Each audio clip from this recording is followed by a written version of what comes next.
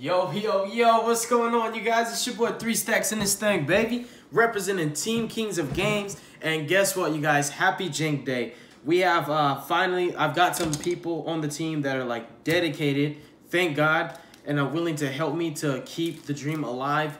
So what Jank Day is, if you guys are not aware, it's something that me and a lot of the teammates kind of came up with about a year ago, actually, going on a year ago. And the whole point of Jank Day was to actually just go back to the roots of Yu-Gi-Oh, which is just building decks and dueling with them and having fun and not, like, relying so hard on winning that, like, we just forget and we lose focus on the actual reason to play Yu-Gi-Oh, which is to have fun and enjoy yourself. And so the purpose of Jank Day also is to challenge ourselves to build a deck out of basically scraps, you can say. And so there are certain rules. We even had a Jank ban list, and for those of you who have followed the channel for a while, you know what Jank Day is.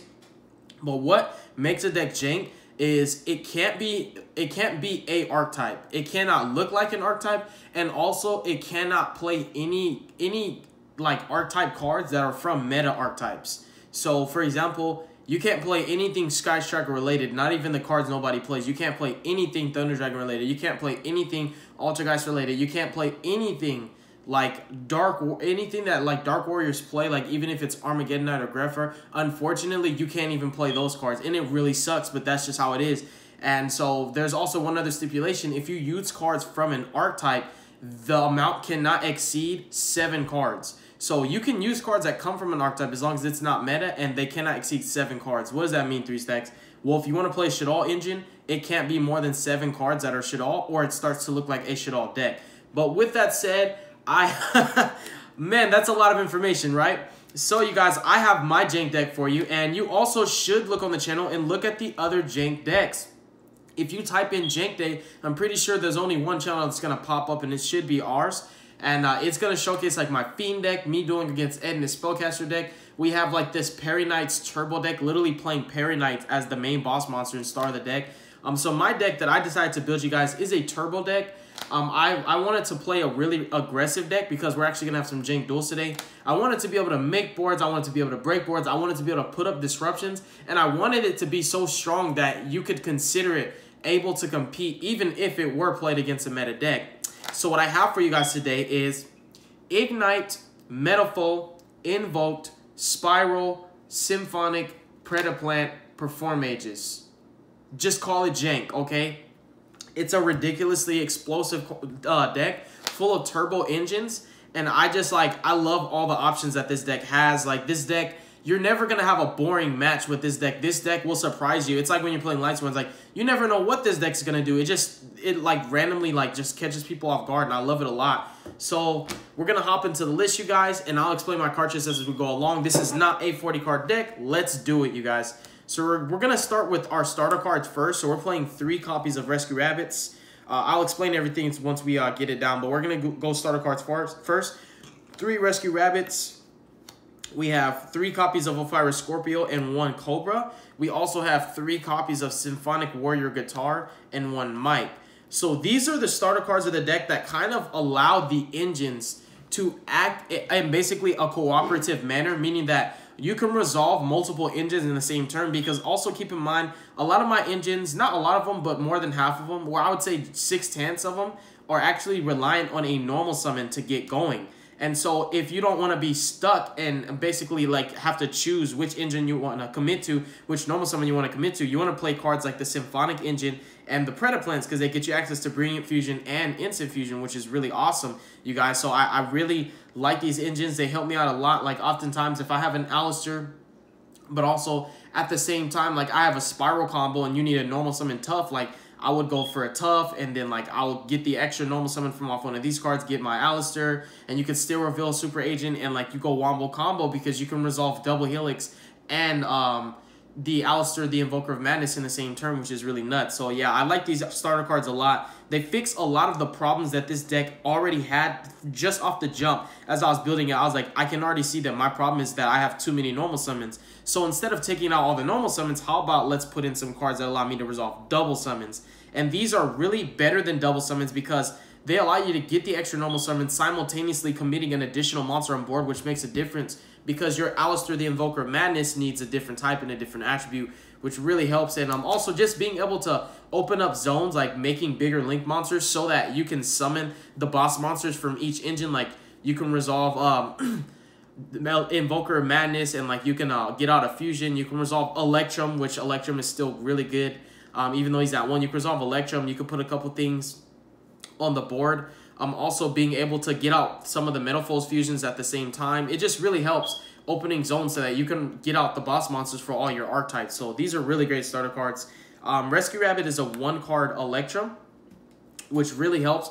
It also is just a 1-card that opens up link zones. And also, if I, for example, wanted to play rank 4s, like he could be a 1-card rank 4 as well. But I'm just using him to get Electrum because Electrum fixes my hands and makes it a lot more playable. So yep, those are all the starter cards, you guys. The rest are actually the follow-up engines that you want to commit to after you resolve cards like these, which these cards help you to get ahead. So next up, we have our Metalfoes, which, oh yeah, and keep in mind the number. Remember I was saying, like, so Symphonics, I play 4. You obviously, I only play 3 rescue monsters, but you could play 7 rescue monsters because rescues actually are like an archetype in a way. And then I only play 4 Predaplants, which is pretty typical, obviously. And then for the Metalfoes, I decided to play 7 Metalfoes cards, but the other 2 are spell, 1 spell and 1 trap. But we have 3 Gold Driver and 2 Volflame for the Metalfoes. Now, the purpose for the Metalfoes is they give you other plays and options to make if your hands are bad. That's the thing that I really liked about them, is like they make your bad hands playable and your good hands are even better. But the main purpose is they make your hands playable. And also keep in mind, you have all these engines where you want to get them on the field, right? Being able to Pendulum Summon is amazing for this deck because you can like really set your plays up way quicker and way easier than relying on a Brilliant Fusion or the Symphonics. Because don't forget that Symphonics and Brilliant Fusion do not stack, so you have to pick which one. You only get 1 double summon. You can't get an extra normal off this and an extra normal off Brilliant Fusion. But I play both of them because I couldn't play Lone Fires and Predaplants and the Brilliant because that would be like an engine that exceeds 7, and also the Symphonics are like still really good because they're Pendulum skills, which are really important. You need a high and a low skill sometimes just so that you can commit more. But anyways, the Metalfoes, and then we also have 4 Ignites. I play 2 Gallant and 2 Templar. So the purpose of the Ignites is not to just pop them and search, because I don't play a Fire Warrior, even though you can play Fire Warriors to search off these.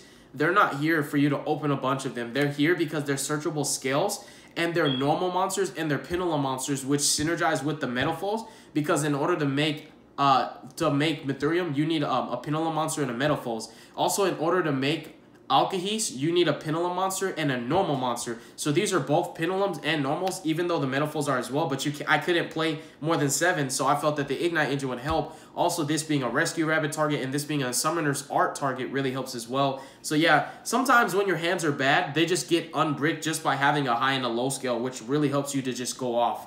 So yep, we have the Metalfoes and the Ignites. And then next up, we have a Performage engine. I play 2 Hat Trickers, 1 Damage Juggler, and 1 Trick Clown. This really helps out. Obviously, Brilliant Fusion is amazing, just sending the Damage Juggler and being able to search a Hat Tricker. But it never sucks to draw any of these, like, for turn. Like, even if you don't have an extra normal summon, the Hat Tricker helps you to make your Invoker of Madness. Because, like, he's kind of the link that I go for more often than not, because I don't always rely on just Alistair to Fusion Summon. I'm playing Metalfoes, and because Metalfoes have a Fusion spell, if you Fusion Summon, you trigger his effect, and he searches you Invocation, then you can use Invocation to banish him because he's Alistair on the field, and another thing just to get more plays. So he's probably the link too that I summon the most often because he's the easiest one to summon, and this helps you to get to it. Yeah, this deck really is fun, and it actually is good, you guys. Like, I will do test hands at the end of this video. I promise you. I'm not just like somebody's gonna say something negative like you're just throwing a bunch of cards together and hoping that it works. No, I put these cards together knowing that it works because I knew what I was doing when I built this deck, and I had a game plan and I had a strategy, and this deck has a strategy. Like, everything is on purpose. I know what I was doing when I built this deck. Like, it's really good, you guys. Like, I can take this to locals, you guys, and I can show you just how good it is. Like, this deck is good, man. So yeah, those are the 4 Performages.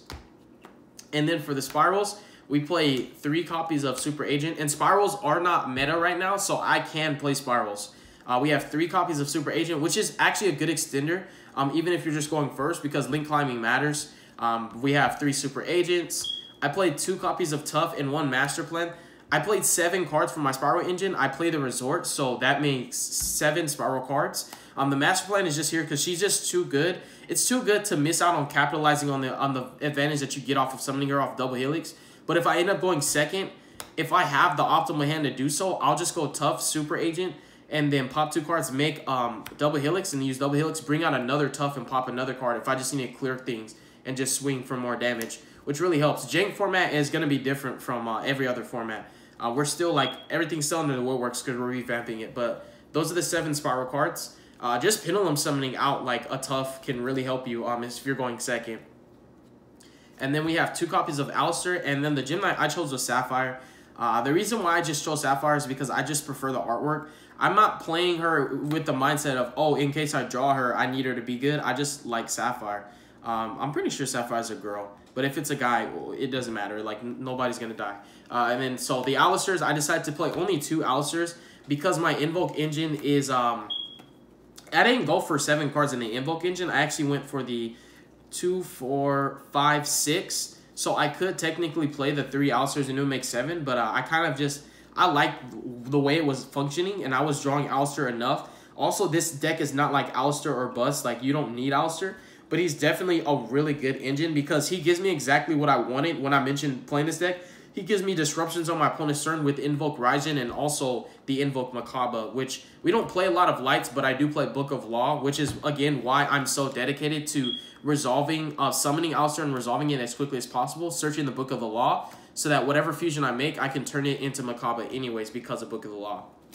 That's it for our monsters. Those are all of our Jank monsters. Next up for our spells, we have 3 copies of Summoner's Art. Your targets for Summoner's Art are going to be Volflame and Gallant. The reason why I'm playing 3 Summoner's Art is because I'm only playing 5 Metalfoes and I'm only playing 4 Ignites, and I can't bank on the chances of just hard drawing them for turn. I needed more ways to search them out because resolving like Electrum and being able to summon a fusion as well, like summon a Mithrium, really helps you out to progress your game state. And a lot of the times, again, the Metalfoes unbreak your hand, so being able to have more accessible ways to get them really helps.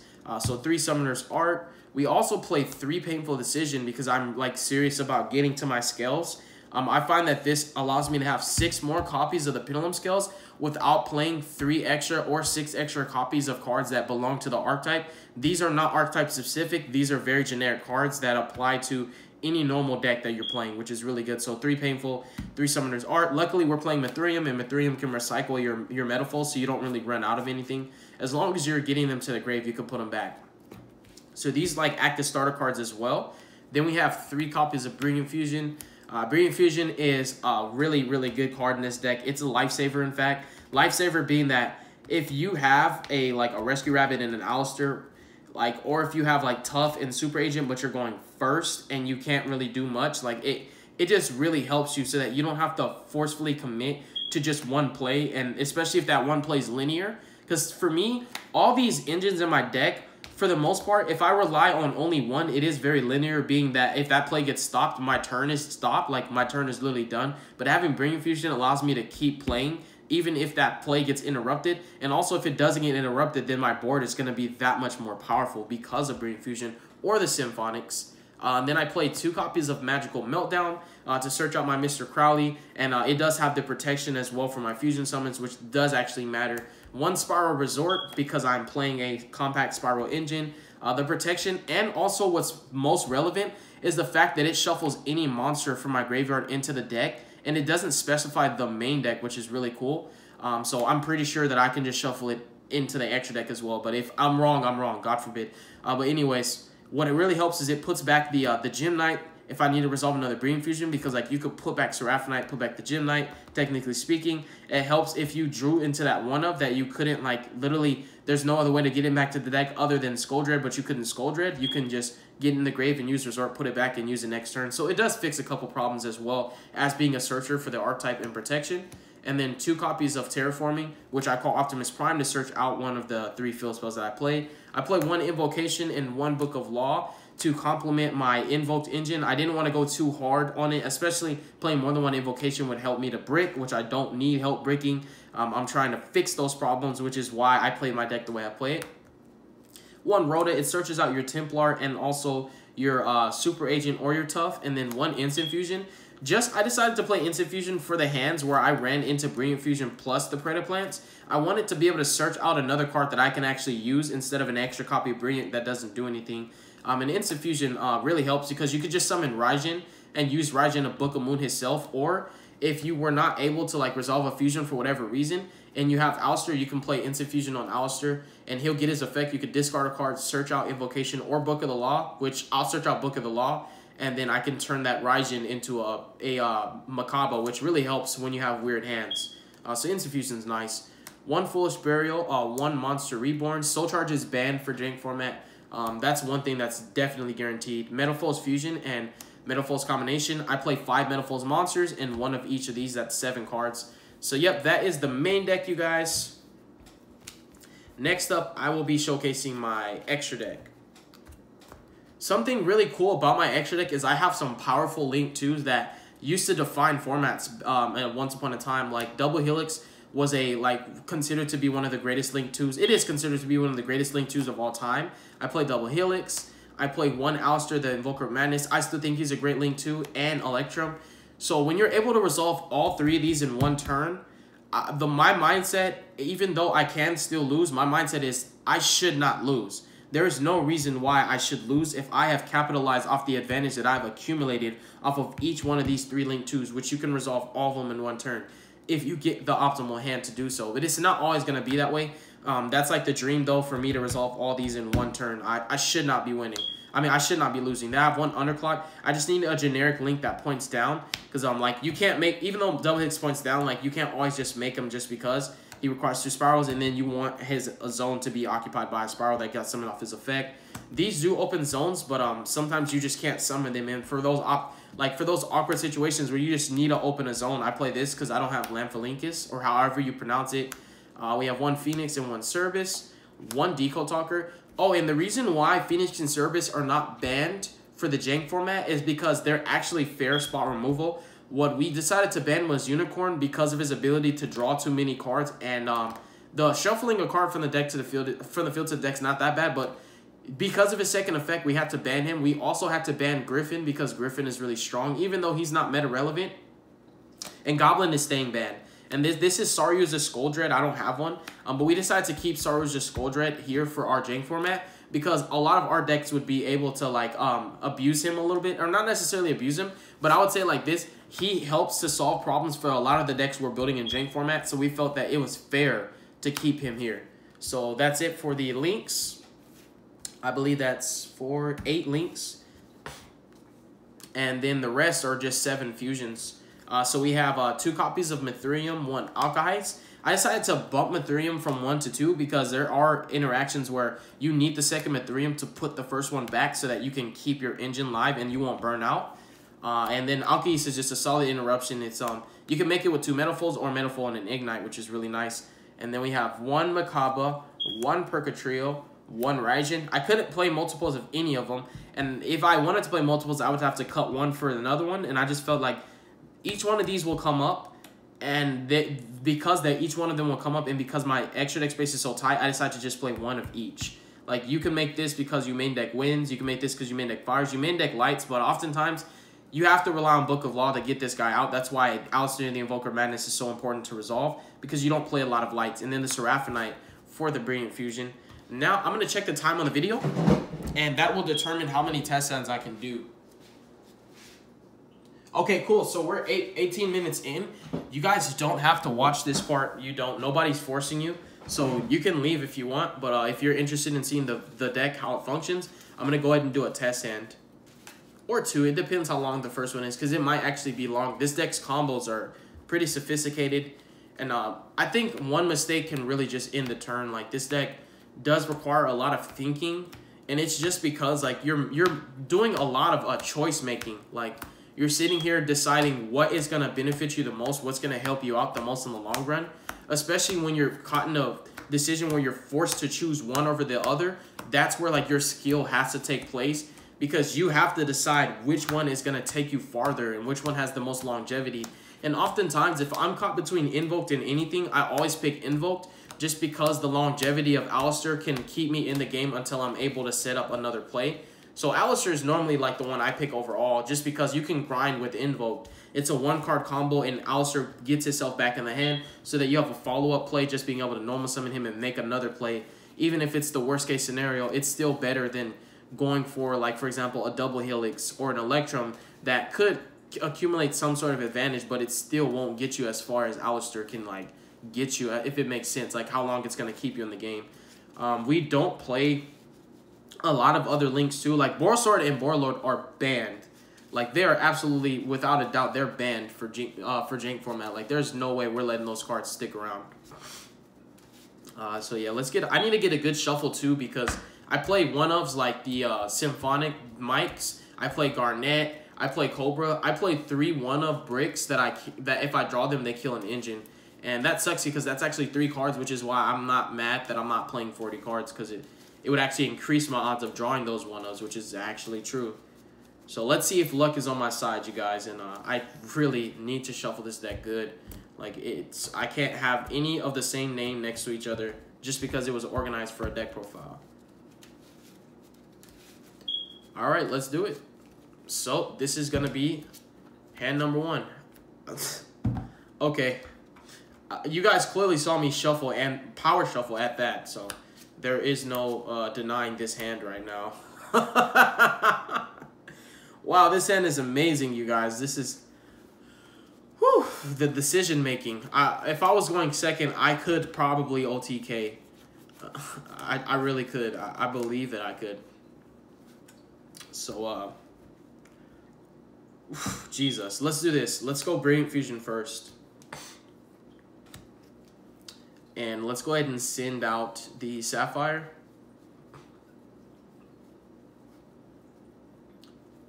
Where's Sapphire at? There we go. Let's send Sapphire and Juggler. And then let's go ahead and banish Juggler. And let's use his effect. And let's search out Hat Tricker.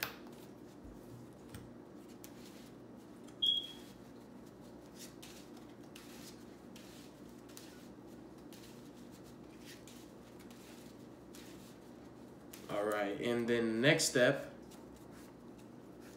Oh wow, I should be playing Curios in this deck, you guys. I just realized something. Like I've never seen a hand, like, cause I just built this deck today. You know, today is Jank Day, and I just built this deck today. So I didn't see any hands where I was just able to summon Curios, but I can see that it might be able to happen with this hand. Alright, so what we can do here is oh yeah, Spiral Tough is just so good. Like okay, yeah, that's what we can do. So let's activate Spiral Resort. Let's use his effect. And let's go ahead and search out our Super Agent. We can reveal him. We can try to call it right, but there's a 33% chance that you call it right or wrong. But I would always reveal him just to see if I can get it. And let's just say we missed it, which is not going to hurt you. He just stays in our hand. Let's go ahead and activate Rhoda. And the target for Rhoda is going to be a Templar, since we have all the other spirals already.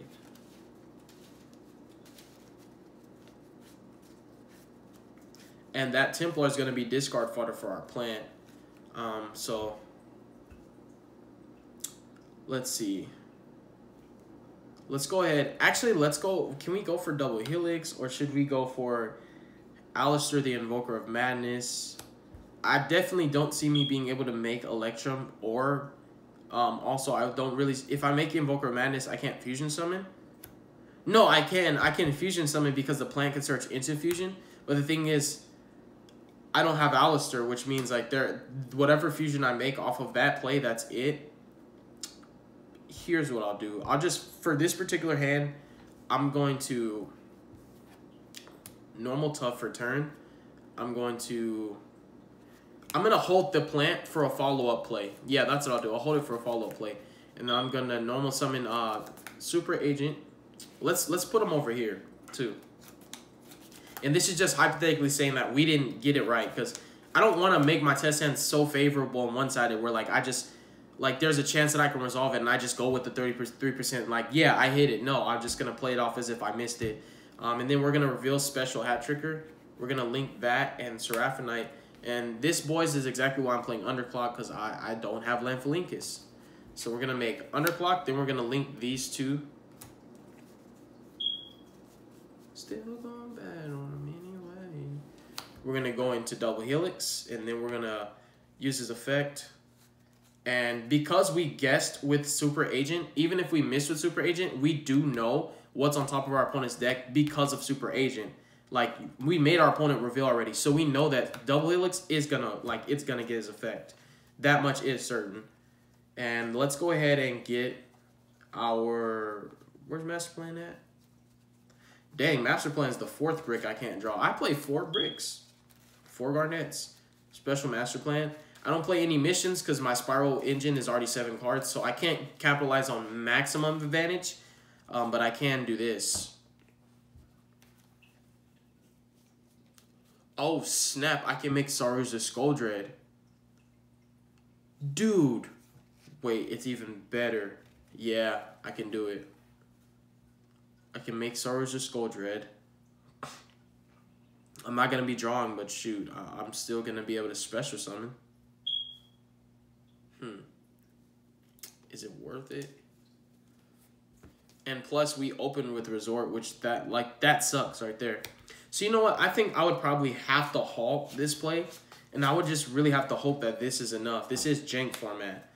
So we'd have to, like, leave the board. We can't overextend or commit any further. We have to just, like, this has to be enough. If we die, we die.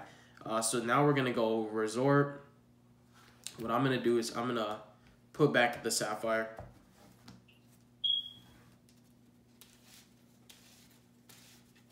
And at least these can be targeted. That makes a difference. So this is not, like, it's not a super difficult board to crack, but it's not going to be as easy as if, you know, if Spiral Resort wasn't there, it'd be harder to, it would be easier to crack. But we have Master Plan, this can't be targeted. And the worst case scenario is everything dies. And if you're still alive, which this is Jank format, people can't Boros Sword you. This is Jank format. Your whole board can die, and you might not die, like you still might be alive, and we can resolve Master Plan. I'm sorry, we can't resolve Master Plan, but we still have Resort. Then we draw for turn. We drew Rescue Rabbit. Oh, goodness gracious. Let's use Resort, and let's search out a Super Agent. And we can just reveal Super Agent. You know, we guess it, we call it wrong. Every time we're going to call it wrong because that's just how I'm going to be playing it. And then, let's see, we have the plant, we have the rabbit. I'm going to go for the rabbit this time so we can banish the rabbit. You guys are kind of getting the gist, hopefully, the gist of the deck, how it functions. Basically, we're just trying to set up a couple interruptions, like at least more than one interruption. But also, we still want to be able to kill people without relying on Boros Sword. And also, at the same time, we want to be able to resolve like as many of those Link 2s as we possibly can so we can garner advantage like a madman. So these two, we're going to link them off. They're going to go into the extra deck. These are banished. We're going to go into Electromite, and then we're going to be using his effect on summon. And what we can do here is we can send a Volflame.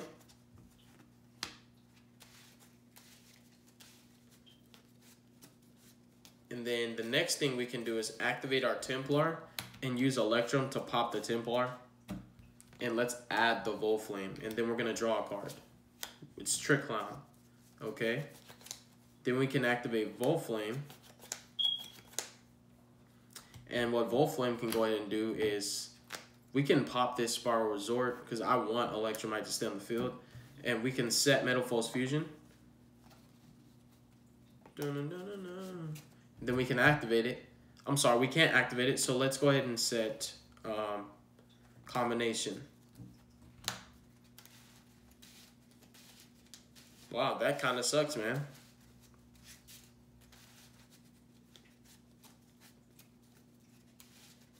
Yeah, so we can set Combination. And again, we're in Jank format, so we can make plays like this knowing that our opponent is not playing a Gumblar Rongo Miniat deck, and our opponent is not playing some deck that's just literally not going to let us play Yu-Gi-Oh! And they're going to Boral Sword us to death. So we can just pass, and our Electrum can die. We drew into Painful. That's actually really good. Well, no, it might not be as good because we're going to have to be able to recycle first. We can activate combo, use Volflame Pop combo. Then we can set our Metalfoes Fusion. Metalfoes Fusion gets set, and then combo is going to resolve, which is going to allow us to search out a Gold Driver. Where's Gold Driver? There he is. A Gold Driver. And oh, look at that. We can Pendulum Summon, you guys. That's pretty interesting. All right, so we can scale up Gold Driver. And here's what we'll do. We'll Pendulum Summon Scorpio, Super Agent. And from our extra deck, we'll go ahead and summon out Gold Driver. Scorpio is going to trigger discarding Trick Clown. And we're going to special summon Cobra. Oh, wow, that's another Sarge Scoldra right there. And we're going to search out our Instant Fusion because that's the only fusion target that we can actually resolve.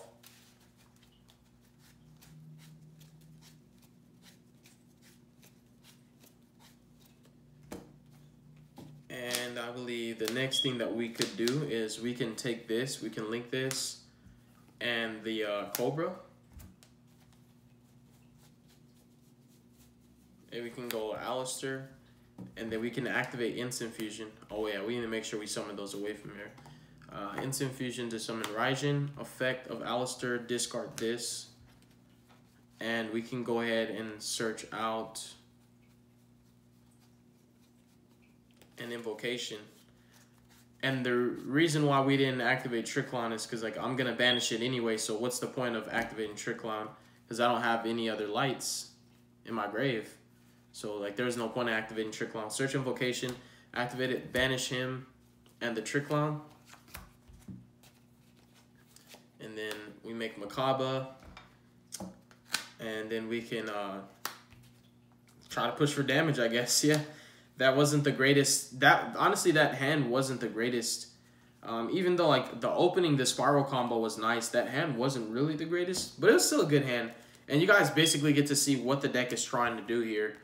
Yeah, and I don't really think I need to refine my deck. I think also luck just has to be on my side because I'm just playing all these engines that have bricks. I just can't brick, basically, and I'll be able to do what I need to do.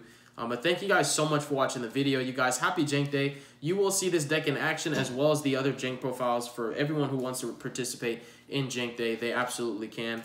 God bless you guys. Make good choices. Have a beautiful day. You folks don't do drugs and don't join a gang and stay positive. Ooh, ooh. Oh, that's a good hand, you guys. That's a good hand. Yes, amen. Like guaranteed, we can resolve Electrum and we can resolve Invoker of Madness. Double Helix, no, but Electrum and Invoker of Madness in the same turn, we can resolve them both. Yeah, that hand is better than the first one. But yeah, you guys, that's going to be it for right now. In like an hour or so, we're going to get some more content for you guys. Peace.